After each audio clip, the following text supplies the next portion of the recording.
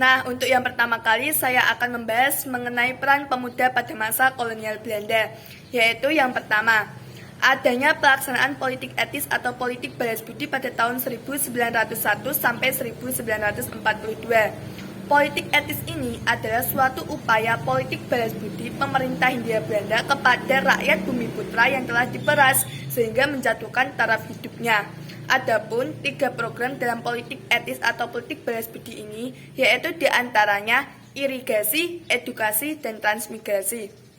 Nah, untuk program pada politik etis yang paling berdampak bagi bangsa Indonesia yaitu terletak pada program edukasi atau pendidikannya, di mana ini memunculkan golongan intelektual, terpelajar, dan elit politik yang melawan Belanda, serta memunculkan atau melahirkan banyak golongan kaum muda dalam organisasi kebangsaan sebagai organisasi pergerakan nasional. Sehingga kemudian lahirlah berbagai organisasi pergerakan nasional yang dipelopori oleh kaum muda terpelajar.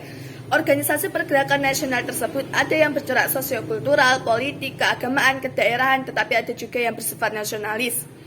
Beberapa organisasi pergerakan nasional tersebut diantaranya yaitu Organisasi Budi Utomo pada tahun 1908 oleh Dr. Wahidin Sudirohusodo yang bergerak sosiokultural untuk mengumpulkan dana guna membantu kemajuan pendidikan.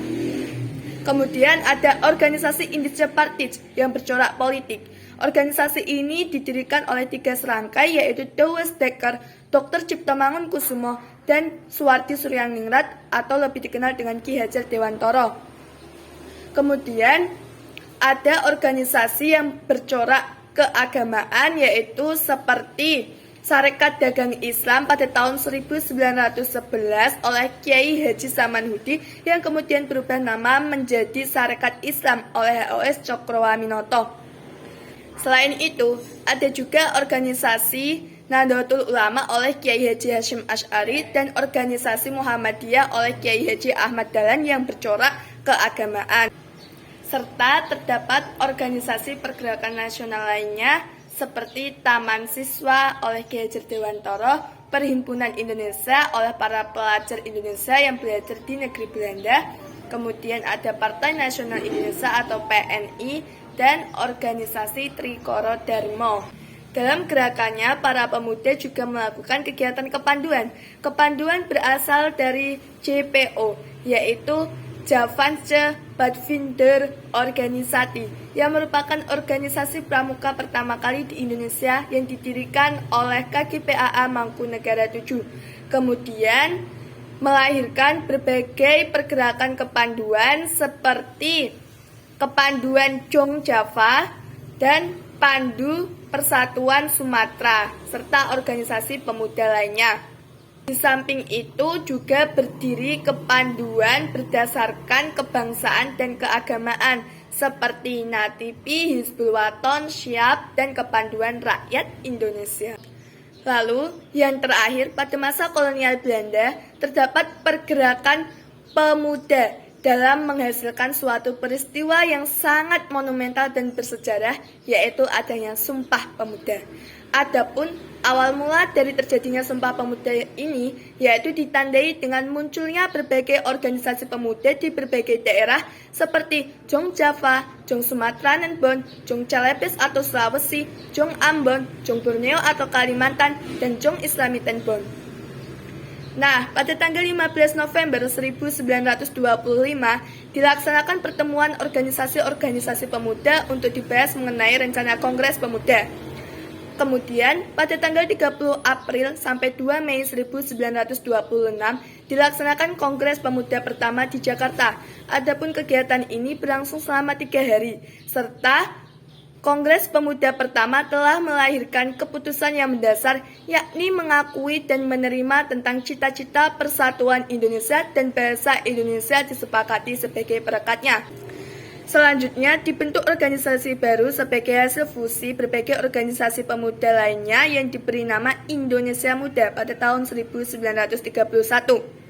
Serta dibentuk juga fraksi baru dalam Volksrat yang bernama Fraksi Nasional pada Januari 1930 di Jakarta yang diketuai oleh Muhammad Husni Tamrin. Tujuan organisasi itu adalah untuk menjamin kemerdekaan Indonesia dalam waktu yang sesingkat-singkatnya. Dibentuk juga GAPI atau Gabungan Politik Indonesia pada tahun 1939 sebagai akibat dari kegagalan petisi Sutarjo. GAPI diketuai oleh Muhammad Husni Tamrin dan pimpinan lainnya seperti Amir Syarifuddin dan Abi Kusno Cokrosuyoso. Alasan lain dibentuknya GAPI adalah adanya situasi internasional akibat meningkatnya pengaruh fasisme, juga sikap pemerintahan yang kurang memperhatikan kepentingan bangsa Indonesia. Lanjut, yang kedua yaitu pada masa kolonial Jepang. Kegiatan pemuda pada masa kolonial Jepang ini dibagi menjadi 3, yaitu yang pertama, adanya organisasi pemuda yang bersifat militer dan semi-militer, seperti organisasi Heiho atau pasukan pembantu, PETA atau pembela tanah air, Seinen dan Keibo dan Hizbullah, barisan pelopor, dan pengerahan tenaga pemuda. Nah, organisasi-organisasi tersebut bersifat kooperatif terhadap pemerintahan Jepang. Kemudian yang kedua, yaitu adanya organisasi pemuda yang bergerak secara sembunyi-sembunyi atau yang lebih dikenal dengan gerakan bawah tanah. Adapun organisasi ini berisi orang-orang yang tidak suka dengan pemerintahan Jepang, seperti misalnya pergerakan bawah tanah yang dilakukan oleh kelompok Sukarni, Ahmad Subarjo, A.A. Maramis, Amir Syarifuddin, Wikana, Khairul Saleh. Nah, organisasi pergerakan bawah ini bersifat non-kooperatif terhadap pemerintahan Jepang.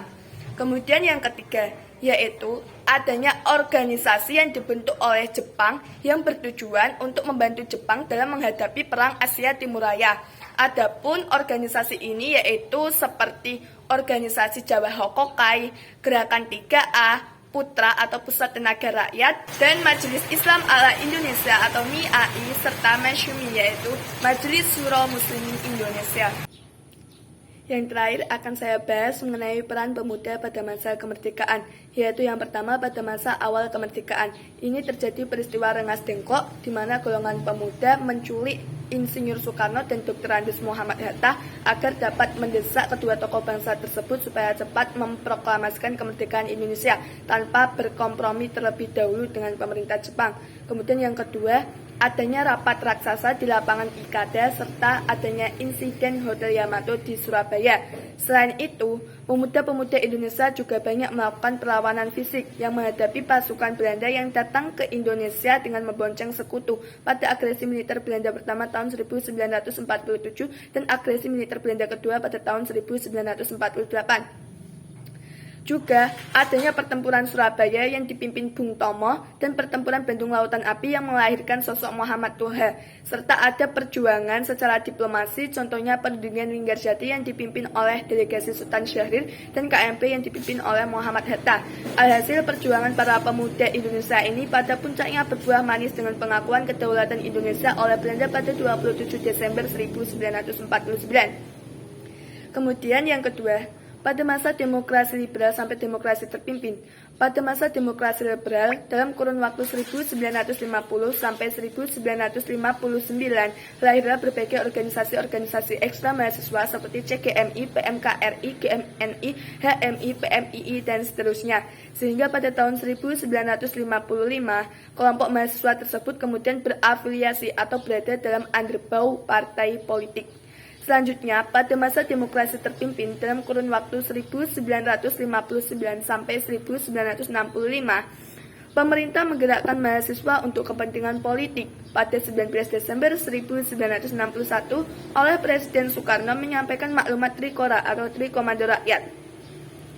Setelah itu, sepanjang masa demokrasi terpimpin ini juga kelompok kiri telah berkembang pesat dan untuk sebagian besar telah berhasil memberikan pengaruh penting atas arena politik nasional.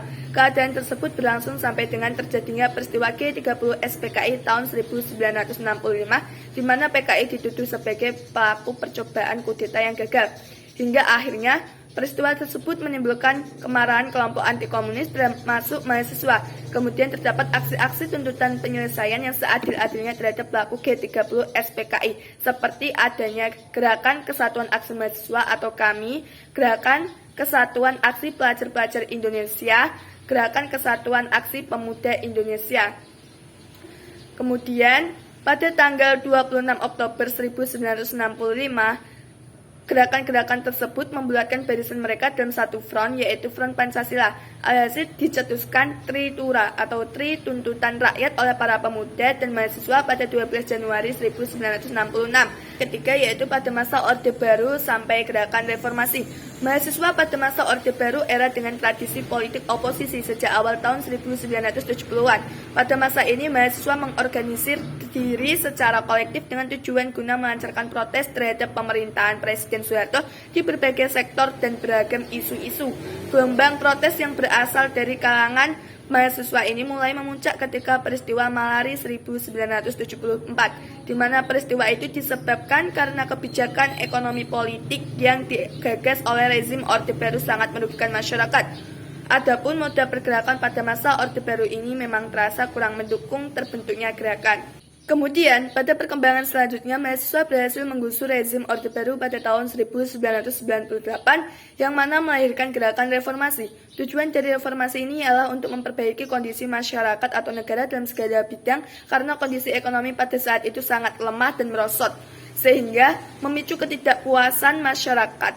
Ketidakpuasan ini kemudian memicu terjadinya demonstrasi berskala besar yang dilakukan oleh beberapa aksi mahasiswa. Kepemimpinan Soeharto juga semakin menjadi sorotan lantaran sejak terjadi tragedi Trisakti pada 12 Mei 1998, di mana kejadian ini menewaskan 4 mahasiswa Trisakti saat demokrasi menuntut Soeharto turun dari jabatannya, hingga memicu terjadinya berbagai macam kerusuhan. Secara garis besar, butir-butir tuntutan gerakan reformasi 1998 mempunyai 6 agenda berikut, yaitu yang pertama, suksesi kepemimpinan nasional, amandemen UUD 1945, pemberantasan kasus korupsi, kolusi, dan nepotisme, penghapusan dwi fungsi ABRI, penegakan supremasi hukum, dan pelaksanaan otonomi daerah.